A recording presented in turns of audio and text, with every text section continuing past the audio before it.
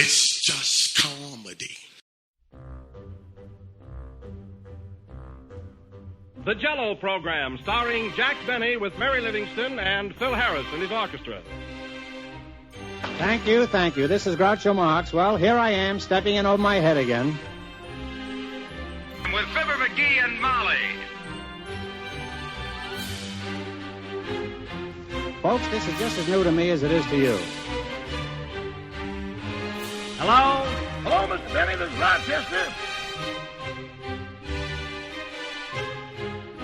The Great Gildersleeve. Well, what an original greeting. Hello and welcome to another week of comedy, funny, haha, on Dwayne Old Time Radio. One thing, please subscribe to my channel. If you enjoy what I'm doing, subscribing is 100% free. Also, one more thing, if you have a few seconds or 1 minute, please leave a review on your preferred podcast service, especially if you're on Apple, Spotify, or really just your preferred podcast service. Thank you, and hope you enjoy. 2 episodes from Milton Berle, Uncle Miltie.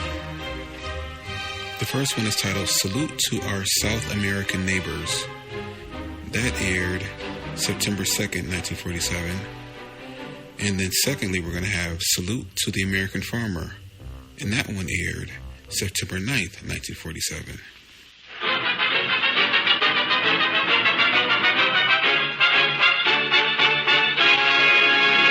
If every smoker knew what Philip Morris smokers know, they'd all change to Philip Morris.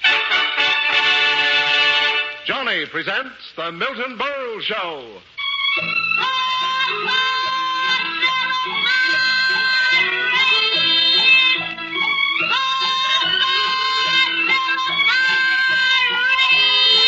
Here comes Johnny, ladies and gentlemen. Johnny on the spot for Philip Morris, America's finest cigarette. If every smoker knew what Philip Morris smokers know, they'd all change to Philip Morris. Yes, they'd all...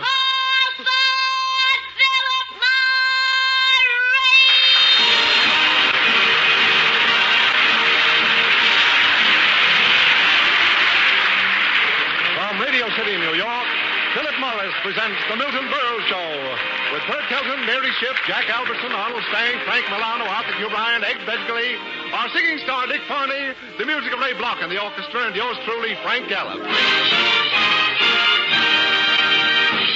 Ladies and gentlemen, tonight we salute our South American neighbors now in session at the Rio Conference for the purpose of cementing relations.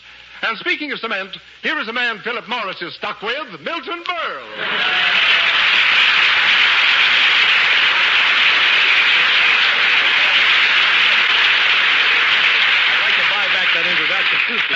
Thank you, and good evening, ladies and gentlemen. May I join President Truman in saluting our Latin American neighbors by saying, Las arrayador que me dirigada de cosoberquida que taledro y la cada porqué. Translation, do you need money?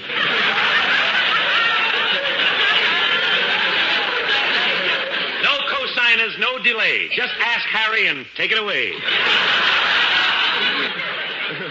Burl, I'm amazed. Do you know Spanish? Do I know Spanish? Yes. A little bit. I know just about enough Spanish to understand Xavier Cugat when he's speaking English.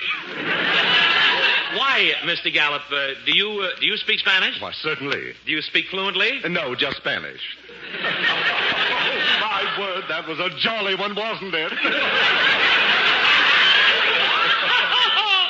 That was jazzy. That was a peacherino with a goody-goody gumdrop on top.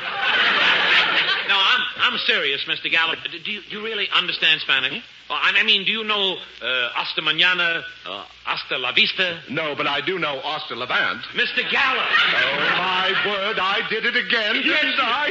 Oh, I do declare, with a little encouragement, I could be another Hildegard. Mr. Gallup, will you please watch yourself? You're going to strain that one corpuscle you have left. Tell me, Mr. Gallup, really, what's got into you? Oh, I guess I am a bit overstimulated, Burl. The high jinks of the Legion Convention, you know. Well, Mr. Gallup, you belong to the American Legion? Do I belong? Yeah. I am assistant to Commander Deems Taylor of the Shostakovich Post, number 6. There is a Shostakovich post? For the music lovers. Oh, I see. We were the cut-ups of the convention. You are, huh? Well, what did you do? Oh, it was just too utterly mad. Come on. No, we have a nice audience here. They'd like to know. Tell us, what did you do? Well, first, we all got high on root beer floats. Yes? Then, we all gathered on the roof of Carnegie Hall and pelted the people below with mandolin picks. You didn't. We did. You demons, you. You were insane. Oh, if only it had ended there, but it wound up in a brawl. A brawl? What happened? Well, we broke up a Phil Spitali rehearsal and chased the girls up 8th Avenue. You cads. We suffered for it. Did you? One of our members, Mr. C.C. Gribble of South Bend, was badly scratched. He caught one of the girls? He caught Phil Spitali. He has sharp nails, too. Mr. Gallup, what is happening to the dignity of the music world? Terrible, isn't it? I say it is. Yes. You and your Shostakovich is running wild. That's bad enough. But coming so soon after the Tommy Dorsey-Benny Goodman fight, that's terrible. Margaret Truman may have to carry on all alone now. But simmer down, Mr. Gallup. Simmer down, don't worry. We're going to present our salute to our friends below the border. Exotic South America.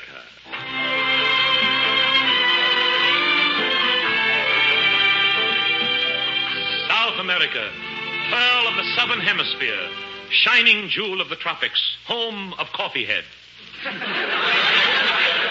South America, mountain paradise, bounded on the west by the Andes and on the east by the Amazons. That's a team, you know. This used to be pick and pat. This is a strange... Formerly molasses in January. This is a strange land, South America. A land of contrasts. Go a few miles inland and you are lost in a trackless, steaming jungle where all you hear is...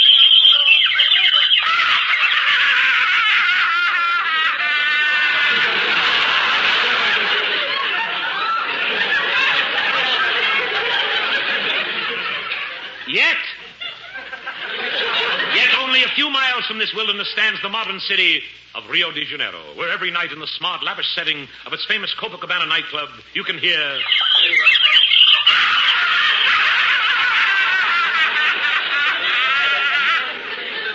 I guess they get the same crowd.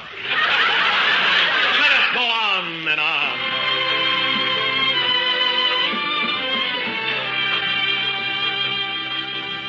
South America. Come with us, dear listener.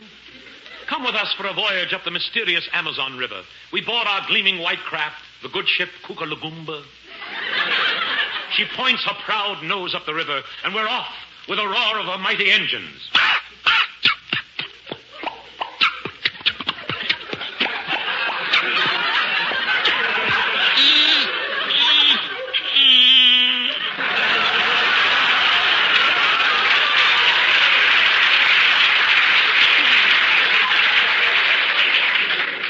We glide up the mighty Amazon, away from civilization. Here the banks of the river are overgrown with lush tropical vegetation and an occasional Burma shave sign. From a bamboo hut, a friendly native appears. Yahoo! We call to him.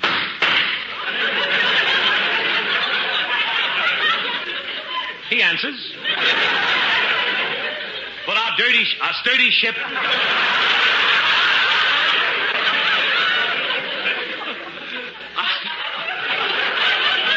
Our sturdy ship never falters as her mighty engines press onward.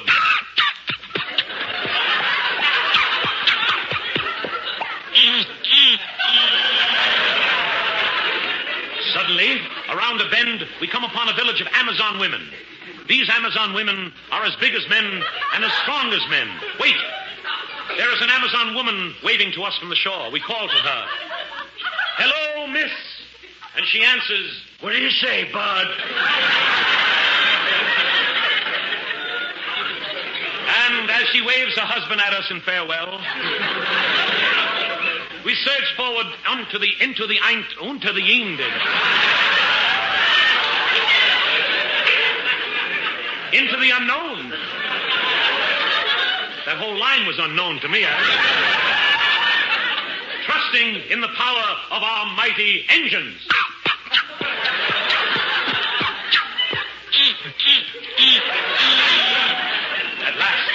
At last our goal, the headwaters of the Amazon, the lost world. Here no human foot has ever trod.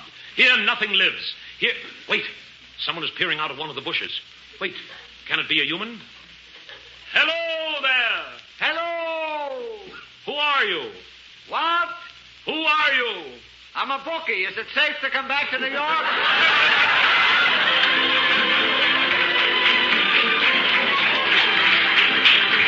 Yes, as we point with our proud noses. I gotta go to school, no good. As we point with our proud noses toward home, we say, farewell, South America. Farewell, gem of the New World. And South America answers...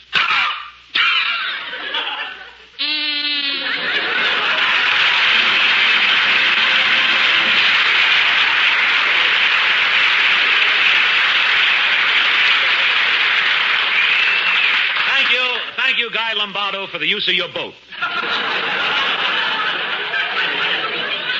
And thank you, Carmen, for playing the part of the boat. And now, ladies and gentlemen, it's with great pleasure to present our distinguished guest. He is the hero of millions of South Americans, one of the world's foremost bullfighters, none other than Emilio Gonzalez Gomez. Ladies and gentlemen, the great Emilio.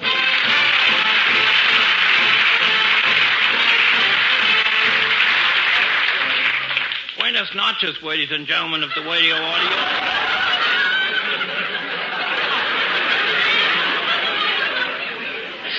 Senor Gomez, at the climax of a bullfight, as you, the toreador, facing the charging bull, what is the essential thing to do? Thrust and lunge. Thrust and lunge? I see. What comes after the lunge? Dinner. That's just my little joke. That's your little joke. We'll mop it up later. Tell us,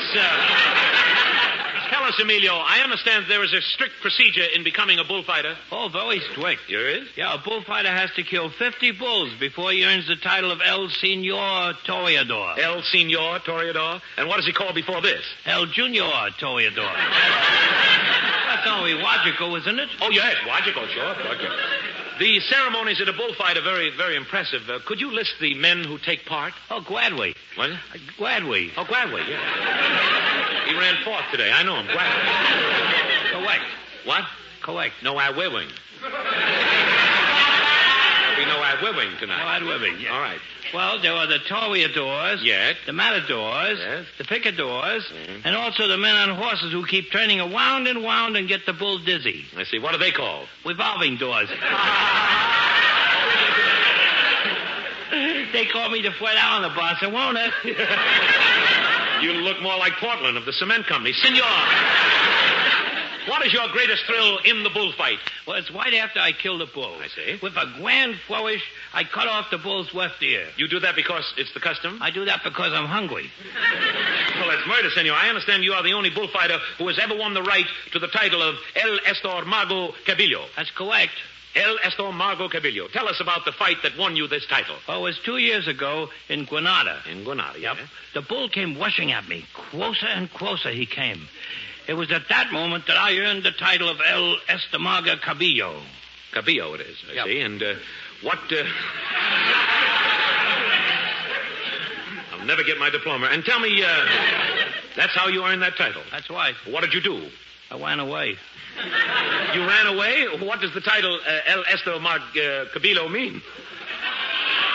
Yellow belly. Oh, yellow.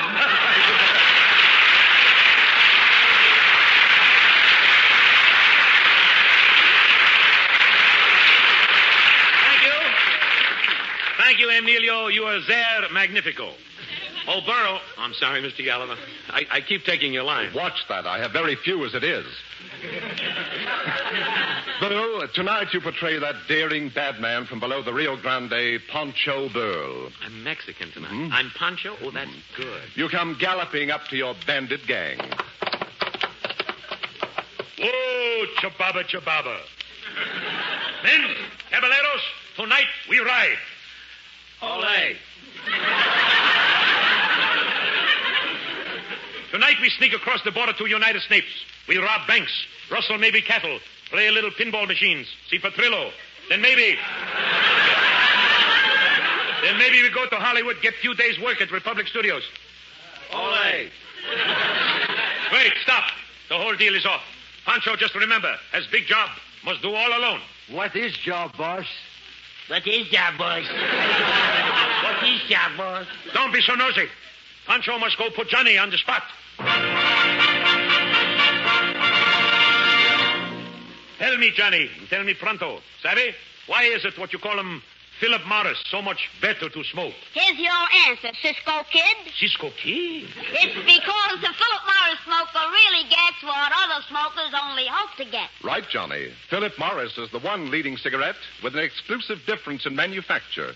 The only leading cigarette scientifically proved far less irritating to the nose and throat. Remember, less irritation means more enjoyment.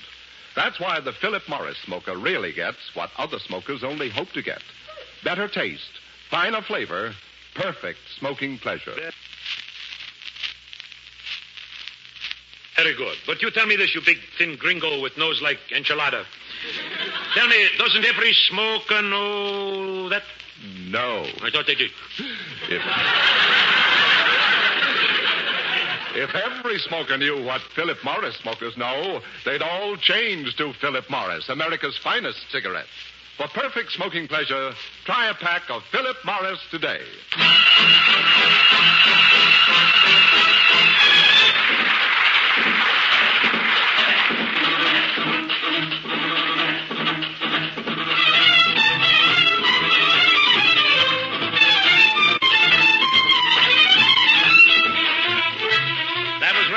And the Philip Morris Orchestra trying to play Tico Tico. Tico Tico, that's one of the Marx Brothers, the one with the two heads. And now... one with the two heads? Oh, no. And now, as part of our salute to our good neighbors, we now present... South American Forum tonight. South American Forum tonight. The question, is a rainy night in Rio any more fun than any night in the balcony of the Roxy? Thank you, Mr. Gallup. Now, let's have questions from the floor. Let's start with this gentleman here in the white Palm Beach suit and the leaky fountain pen. Yes, young man? Mr. Berle, on behalf of the State Department, may I congratulate you on the wonderful work your program has done in making the people of South America so grateful to us. My program makes the people of South America grateful? Why? They don't hear it down there. Thank you. Thank you. Next, this young man with the typewriter ribbon holding up his pants. Young man, what is your name? My name is Cucaracha. Cucaracha, that's your real name? Of course not, Cucaracha. Who would have a name like that? Well, you're right. I took the name when I come to this country. I see. What was your name before? Cockroach.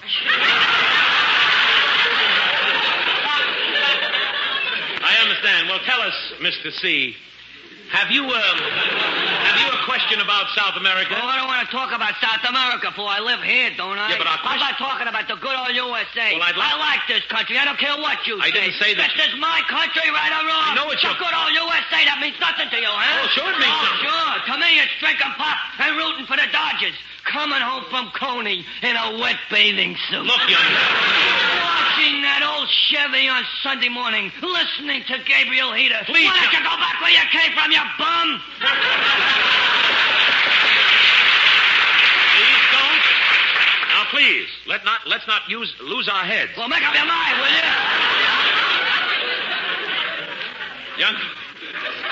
Young man.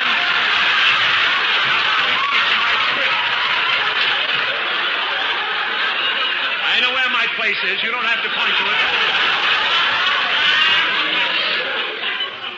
it. We will run into date with Judy by the time. Now, if you have a question, young man, let's have it. Okay. Would you scratch my back?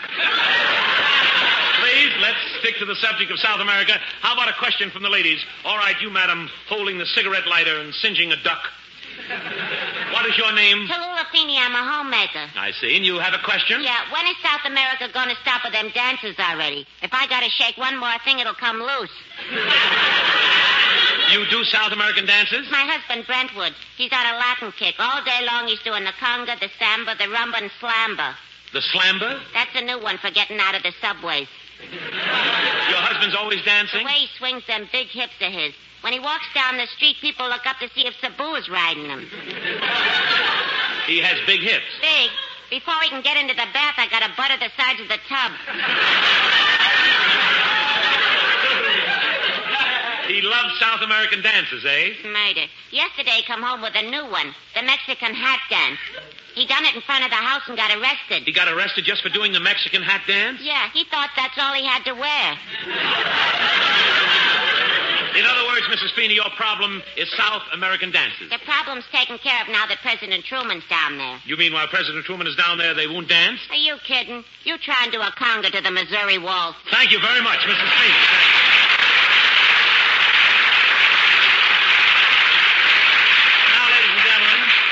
Since Mrs. Feeney has brought up the subject of our president's trip to Brazil, let us be the first to welcome him home as we all join in and sing. When Harry comes sailing home again. Hooray. Hooray. When Harry comes sailing home again. Hooray. Hooray. Life will be peaches and cream again. The Republicans will scream again. And we'll all shout. Yay. When Harry comes sailing home.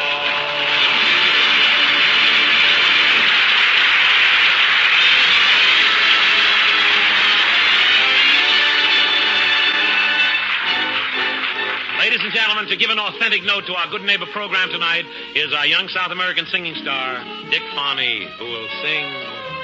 Illusion is the sister of dreams, and the kiss I have taken, how delightful it seems. Illusion, what excitement I find. I'm sadly mistaken, for it's all in the mind.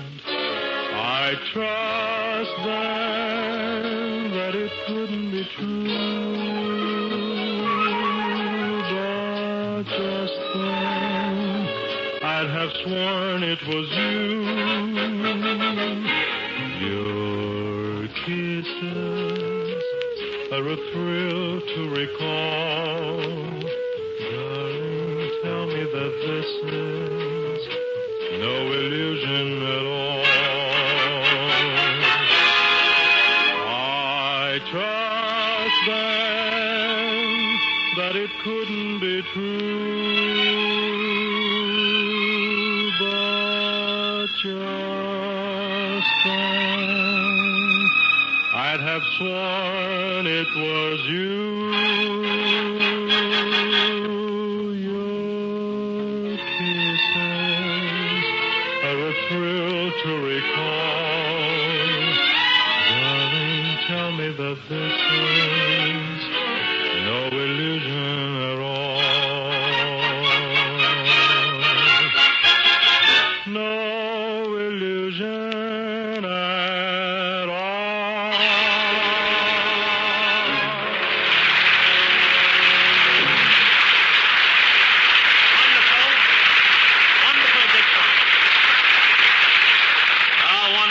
Fitting note to our South American salute tonight. By the way, Berle, Yeah. did you hear President Truman and all the big officials addressing the Rio Conference this morning? I tried to, Mr. Gallup, but it was no use. Did you ever try to listen to a program on the radio with your whole family around? Gesundheit. I was,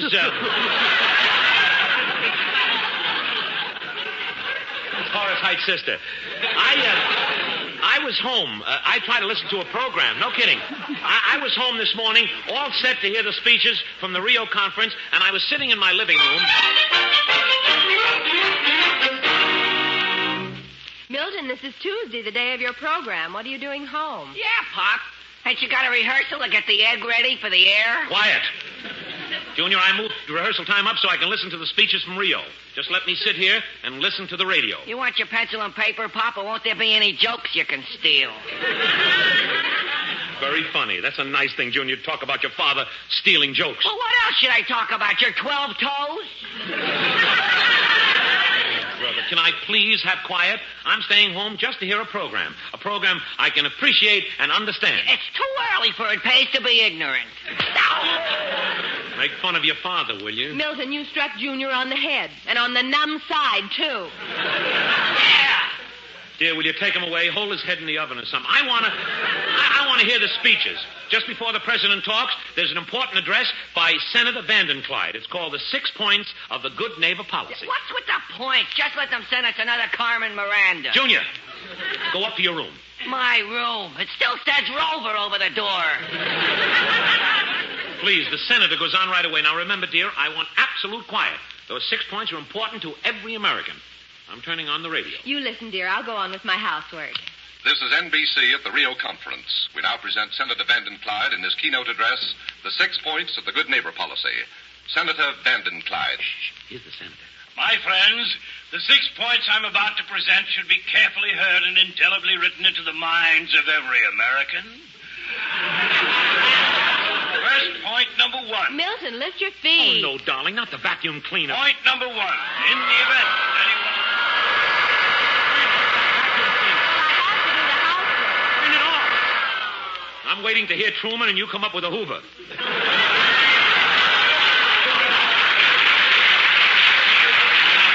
Quiet, and darling, let's listen. And so much for point number 1. It was interesting, wasn't it? Well, there are 5 more points. Shh. And now for point 2. Oh, good. Point 2 is as follows. Open the door, Milton. Oh, no. I'll turn off the radio. Who's at the door? I'll get rid of him. Hiya, Miltie.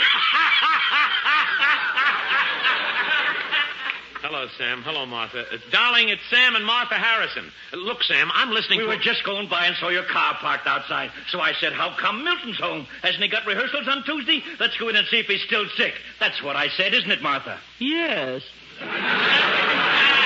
Look, Sam, there's an important speech that I'm... Miltie, I got a joke for you. You can clean it up for the air. But Senator Vandenclyde is... Get this. Oh. They screamed at it down the Oak Stag party last night. Didn't they, Martha? Yes.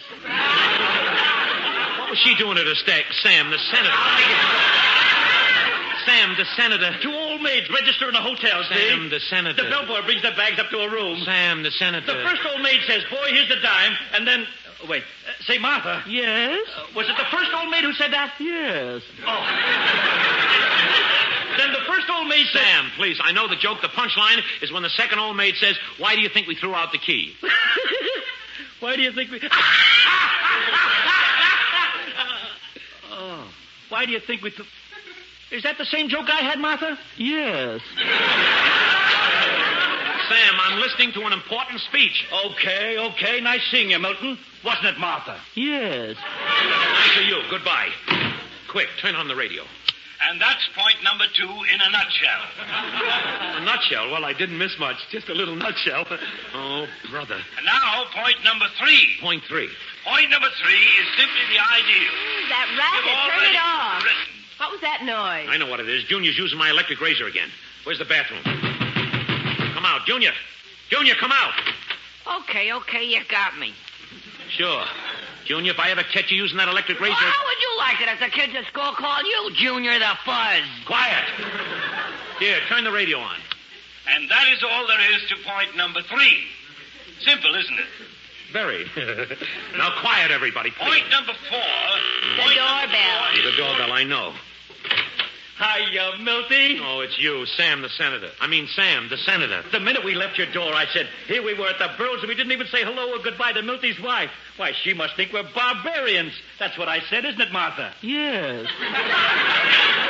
Sam the senator. Lucky we came back. I got a joke for you that I know is... Sam, I don't want to hear any more jokes. I just want to hear Senator Vandenclyde. Do you understand? Now get out.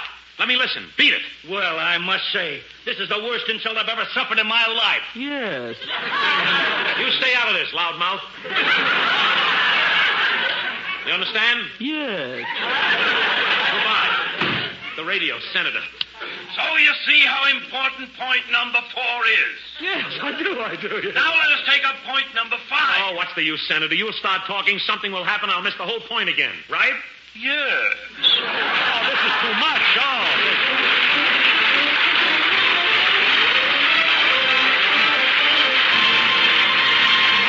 We're a little late, folks, and here's the Mr. Frank Gallup. Philip Morris is the only leading cigarette scientifically proved far less irritating to the nose and throat.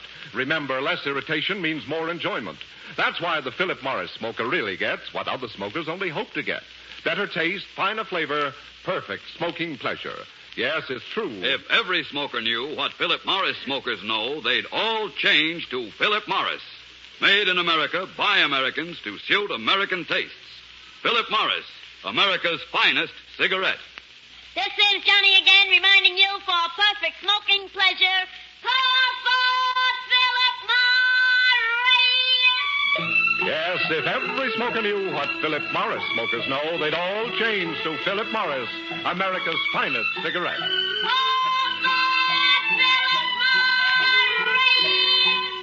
Hello, testing. 1, 2, 3, 4, 5. That's it, 5. Pipe smokers, try Revelation pipe tobacco, a smooth blend of 5 tobaccos. Yes, relax, take 5, take Revelation, a fine pipe tobacco. The Milton Berle Show was written by Matt Hyken and Aaron Rubin. And this is Frank Gallup saying good night for Philip Morris. This is NBC, the national broadcasting company.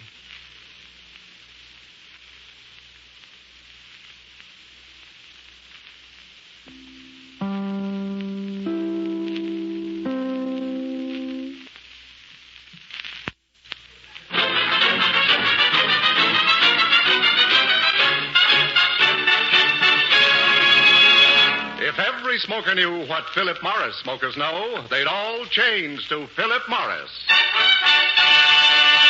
Johnny presents the Milton Berle Show.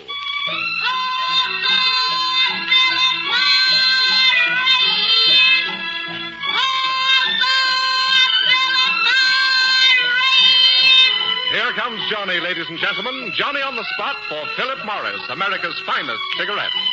If every smoker knew what Philip Morris smokers know, they'd all change to Philip Morris. Yes, they'd all...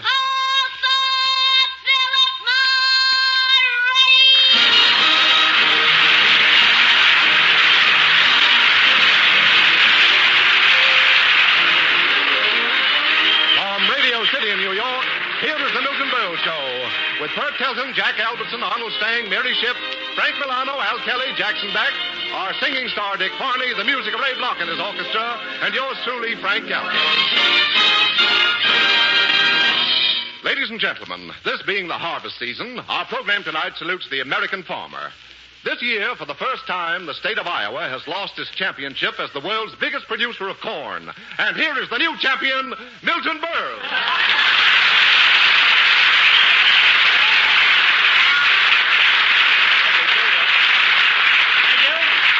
Thank you, and good evening, ladies and gentlemen. Mr. Gallup, I was shocked. I really was. Literally shocked at your introduction, calling me corny. Me, Milton Berle, corny. All words to describe me. Whimsical, yes. Sparkling, yes. Waggish, yes. But corny, yes. You are, Mr. Gallup. Believe me, I'm nothing. Oh, come now, Berle. Don't start again with that nauseating self-pity. Mr. Gallup, please, let's face it. All my life, I've been corny. I've always been a cornball. Do you know that when I was born, it took 3 storks to deliver me? 1 to carry me and 2 to beat off the crows. I mean, if there's no sense of laughing, my family was worried, too. For a long time, they didn't know if I would grow or pop. I was terribly corny. At bedtime, Mother would never undress me. She used to husk me.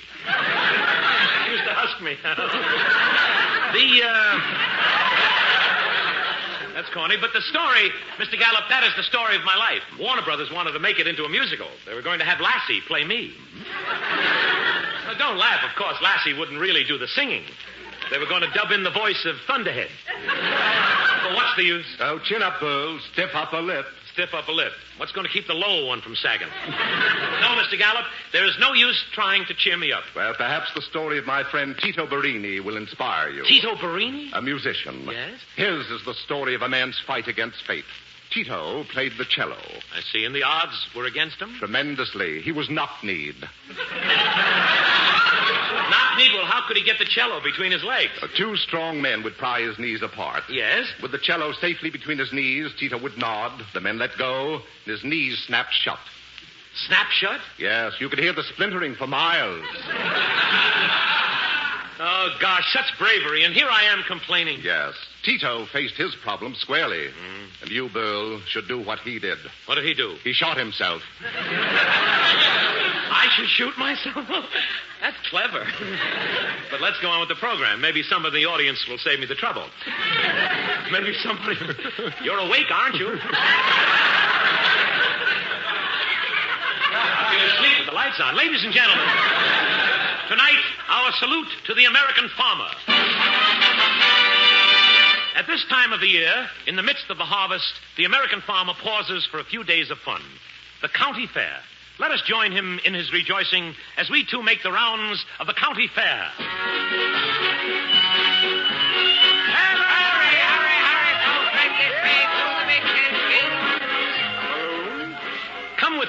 Come with me, dear listeners, as we... I may be right. Come with me, dear listeners, as we take a trip through the various farm exhibits. Here's the livestock exhibit. And there is Mrs.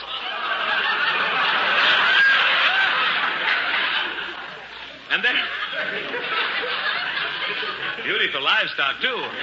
There is Mrs. E.T. Nielsen, whose pig just won the grand prize. Let us go over and visit with her while she is feeding her pig. Mrs. Nielsen. Mrs. Nielsen, you mind if we talk to you while you're feeding your pig? Not at all. My. Look at him eat. No wonder he won the ribbon. Mighty big pig, ain't he? 400 pounds, and he's still gaining. Wonderful, Mrs. Nielsen. I wonder if we could speak to your husband, Mr. Nielsen. Sure. Hey, Ed, someone wants to talk to you. Tell him I don't talk while I'm eating. Thank you, Mr. Nielsen. You were swill. Let us go on.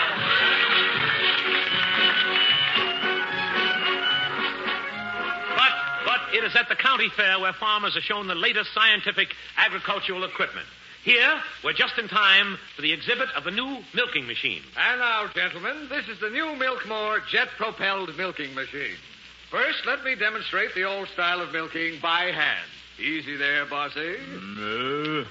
And notice how slow this is.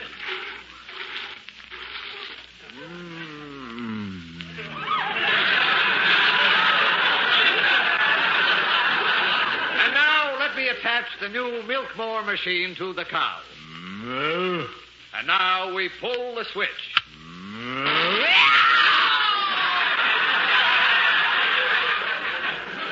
Thank you. You can just call me Milton Berle. Thank you.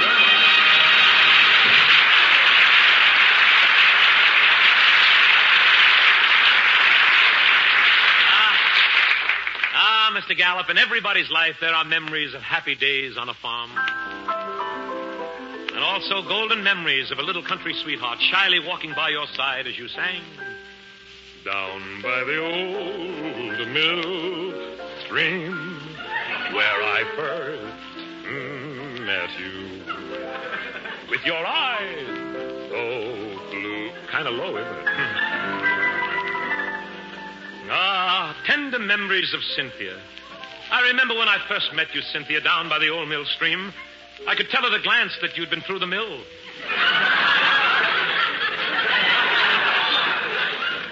Cynthia, you were my wholesome little farm girl with that cute little freckle. Too bad it covered your whole face. You were my delicate, fragile Cynthia. 260 pounds, but it was all solid bone and bustle.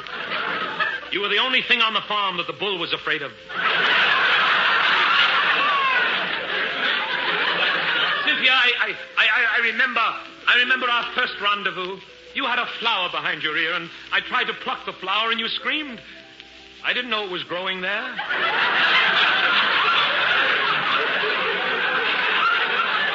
In my heart, I have a picture of you, Cynthia, walking off to the barn carrying those two big pails.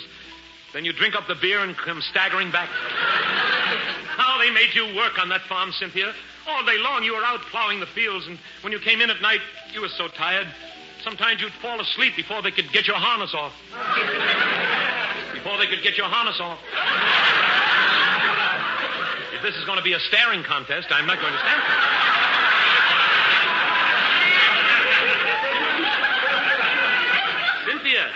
Cynthia, that we're not breaking this stuff in on you, you know. We've done this for years. Cynthia, it's the cute little things I remember about you, Cynthia. The way you used to stand out from all the others at the square dance. You were the biggest square at the dance, and you're embarrassed. Your little embarrassed laugh that day at the horse show when the judges tried to count your teeth. And then our wonderful rustic romance ended down by the old mill stream. You fell into the flour mill. And to this day, Cynthia, every time I open a loaf of bread, I look for you. Because you were 16. My village queen, down by the old mill stream.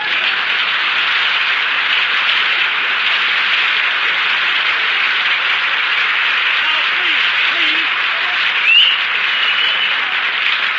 Now, applause, please. If you liked it, just leave your name and address.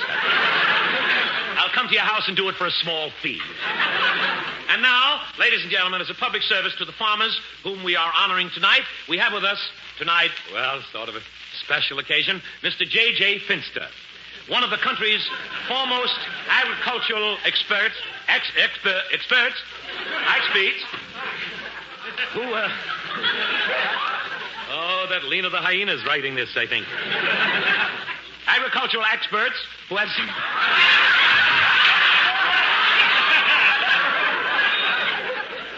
It'd be funny if this is an audition and I don't know it tonight. This gentleman, this agricultural man, has some vital farm information for all our rural listeners. Ladies and gentlemen, my pleasure to present to you this very, very great mind, Mr. J.J. Finster.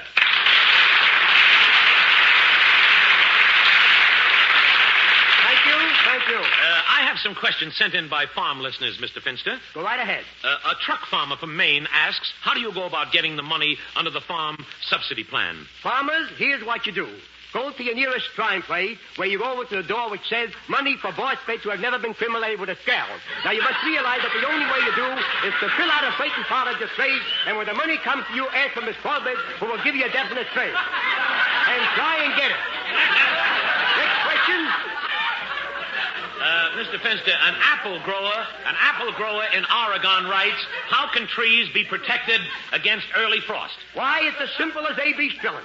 Only last week, a farmer came into my office and said, Mr. Finster, I would like to plant some styes and sprinkle my crossbeds. He would like to plant some styes and sprinkle his crossbeds. Who wouldn't? I explained to him to strut while it's trained, take a little bit of a trade and the grass will seed without the thorn. And would you believe it? Today, that man is married to my sister. Mr. Finster, have you a word in conclusion to the farmers? Yes. Farmers, your government is behind everything you have strayed for all the time of your corn names. Don't wait until you are bandolated with a squib.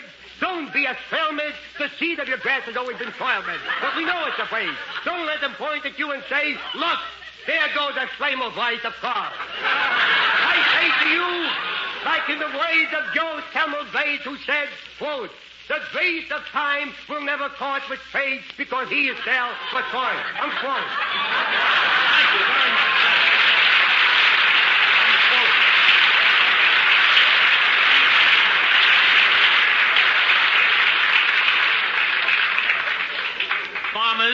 Farmers, just do as Mr. Finster says, and we can all look forward to a famine. Well, right now, Berle, let's look forward to a little rural music. An old-time barn dance. Rural music? Yes. A barn dance? Uh-huh. And you are Zeke Berle. You and your Hoboken hotshots are playing on a Saturday night. I see what you mean. Yahoo! Let her rip! Swing your partner's two-seed dough, promenade just like a schmo. Yahoo! Yahoo!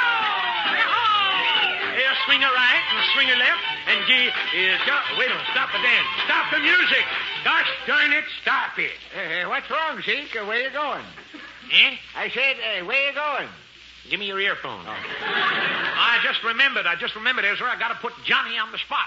Boys, vamp until I get back. Tell me, Johnny, by cracky, why is Philip Morris so darn better to smoke? Here's your answer, Zeke. Zeke? It's because the Philip Morris smoker really gets what other smokers only hope to get. Right, Johnny. Philip Morris is the one leading cigarette with an exclusive difference in manufacture. The only leading cigarette scientifically proved far less irritating to the nose and throat. Remember, less irritation means more enjoyment. That's why the Philip Morris smoker really gets what other smokers only hope to get. Better taste, finer flavor, perfect smoking pleasure. You make a heap of sense there, stranger, but by cracky, doesn't every smoker know that? By cracky? Cracky, by cracky? I'm going to keep telling that till I get a laugh. By cracky, by. No, if every smoker knew what Philip Morris smokers know, they'd all change to Philip Morris, America's finest cigarette. For perfect smoking pleasure, try a pack of Philip Morris today.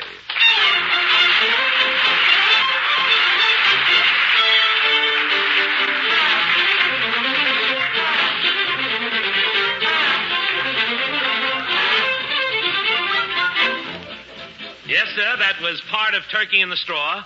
Sounded like the turkey, played by Ray Block and the Philip Morris Orchestra. Ray, what you played of it was wonderful. You really have a great ear for music. I don't know what the other one's for.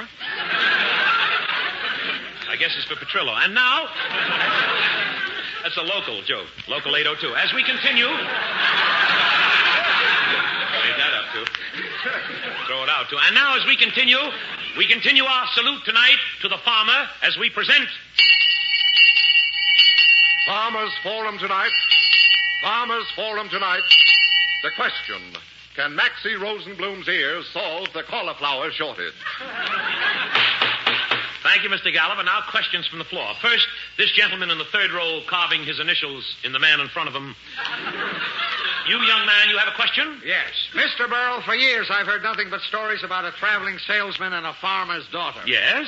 Just once I'd like to see a traveling saleswoman. Why? I'm a farmer's son. Next, this young man in the wet bathing suit and goose pimples. Young man, what is your name? My name is Elsie.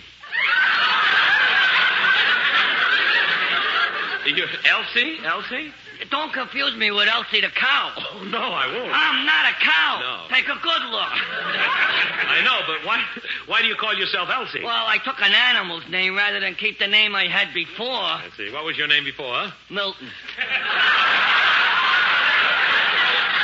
All right, Elsie, you have a question concerning farmers. Why should I talk about the farmers? I got nothing against them. Yeah, you ought to be proud of the American farmer instead of tearing them down. But that's not... What, are you trying to start something against the farmers? No, I just... What's the matter? The farmer don't do enough for you, Yes, maybe. they do, but I... Who gives you the bread to stuff your big fat bread basket? The American farmer. Now, wait a minute, I'm trying Who delivers the cheese every morning? The American farmer. I know what you're... When you're still sleeping, who's already hitching up his jackass? The American farmer. Shut up, you big farmer.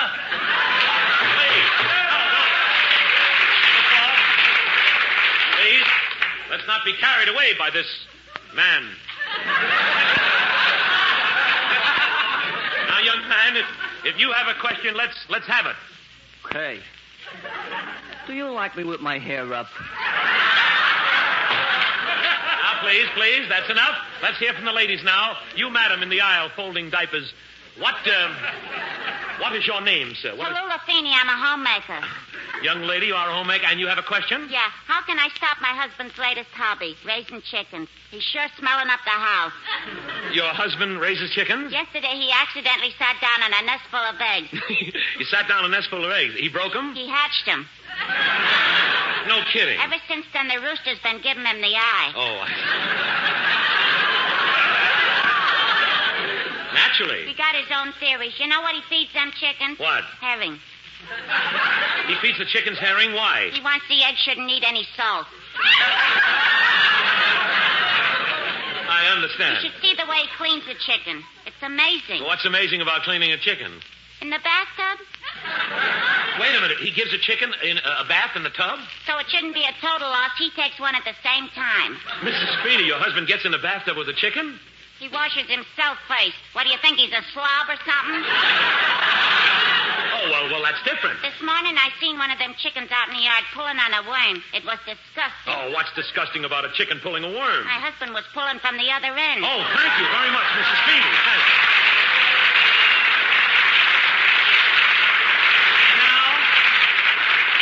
And now, let us all pay a special tribute to the farm owners as we all join in and sing. I bought a farm I shouldn't oughter, but still I bought it. I had a barn, a pump for water. It even included a farmer's daughter. Ha, ha, ha. He. His little old farm is in the red. Ha, ha, ha. Ho, ho, ho. He needs a farm like a hole in the head. Ha, ha, ha.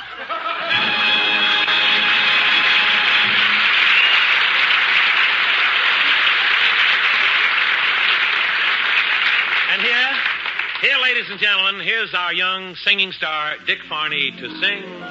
I wish I didn't love you so. My love for you should have faded long ago.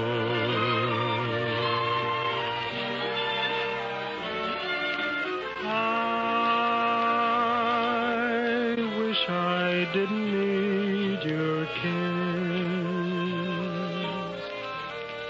Why must your kiss torture me as long as this?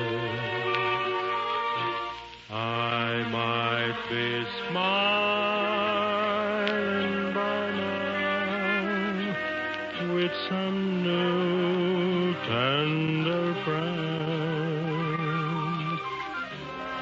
Smiling by now with my heart on the mend. But when I try, something in the heart says no. You're still there.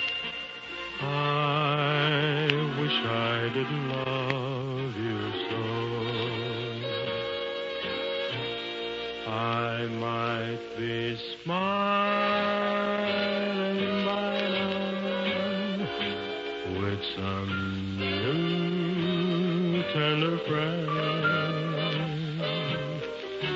Smiling by now with my heart on the mend. But when I try,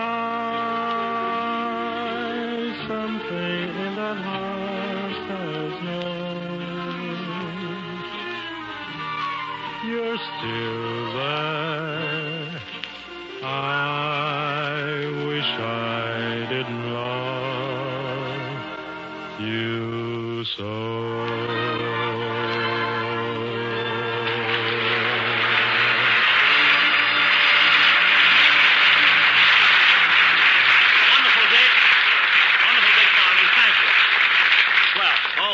Mr. Gallagher. Mind an experience you had, which you will now tell us about.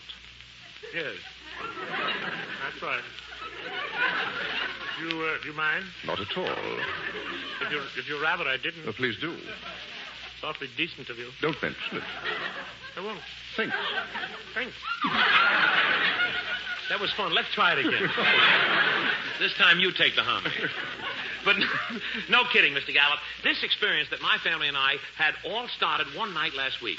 Junior, my wife, we were all in the living room, and I'll never forget.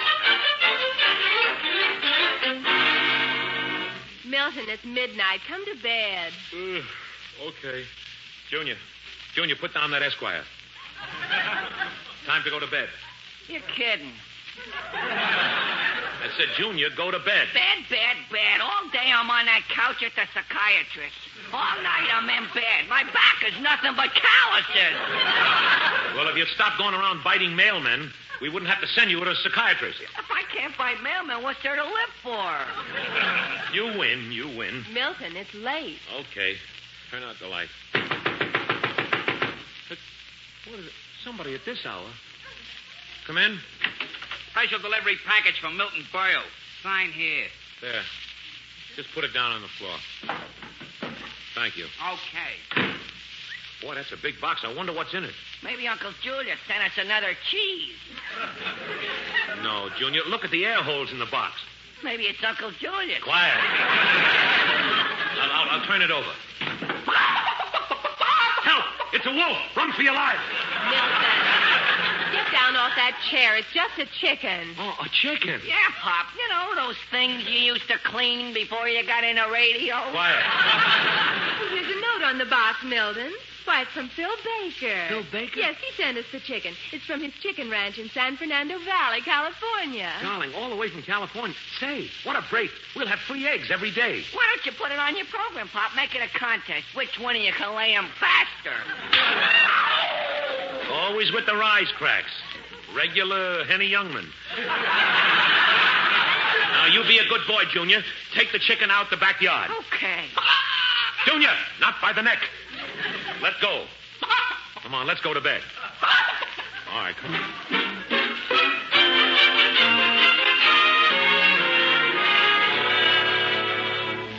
You know, I can't get over it. Just a simple little chicken and we get fresh eggs. Beat the high prices. Milton, it's 3 a.m. Go to sleep. Yes, dear.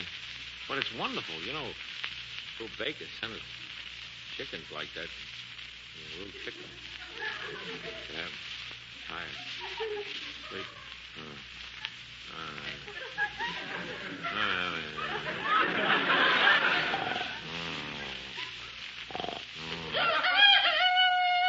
What's that? Help! Run! It's another Pearl Harbor. Quiet. It's just a chicken crowing. Crowing? It's 3 o'clock in the morning. They're not supposed to crow until about 7. Oh, now I get it. The chicken's still on California time. Milton, we have to do something. Now, the chicken will gradually work its way back to the New York time. Good night, dear. What'd you say, dear? Oh, it's the... Oh, good night, darling. Good night. Junior, are you sure you looked all over? Yes, Pop, not an egg. The chicken's just sitting there on the nest. She finally got on the nest. Good. Yeah, now, don't get excited. She's just trying it for size.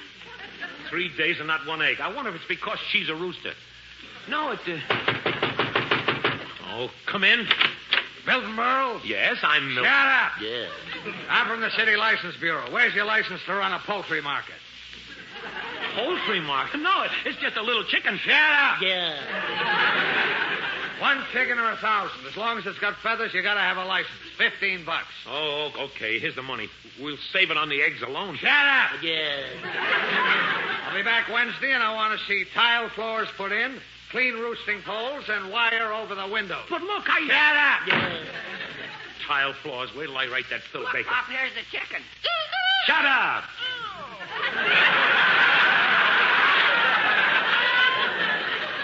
What did I get myself into? Milton Berle. Shut up. Who are you? Health Department. We got a report on a chicken here. Oh, no. No, don't be silly. It's just a little chicken. Let me inspect that chicken. What is it? This house is quarantined. Quarantine? The chicken has the pip. The pip? The pip. The pip.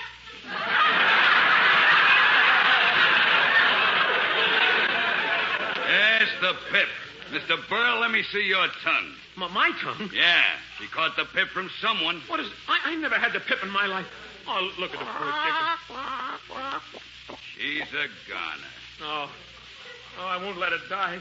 She's mine. Milton, what is it? Darling, our chicken has the pip. The pip? The pip. Yes, just look at her.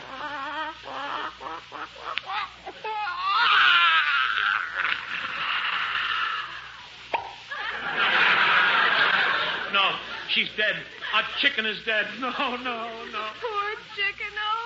Oh, this is awful. Look, dear. Look, Junior is fine. Junior, you love the chicken, too. Who loved it? Then why are you crying? Because I know what part I'll get tonight for dinner. Oh, I see.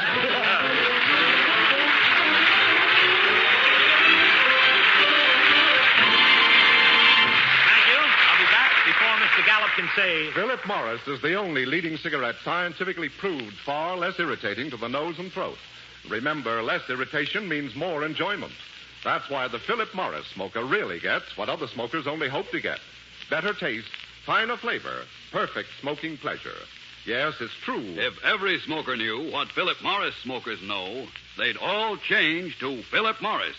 Made in America, by Americans, to suit American tastes. Philip Morris, America's finest cigarette. This is Milton Berle. We're a little early. Good night. This is Johnny again, reminding you for perfect smoking pleasure.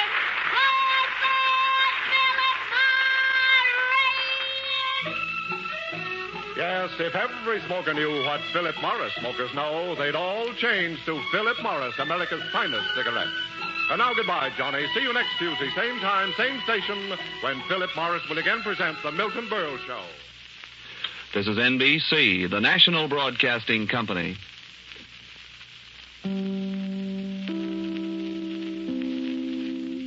Thank you for listening to and showing your support for my podcast. If you would like to receive notifications of when new episodes are posted, please subscribe to my channel.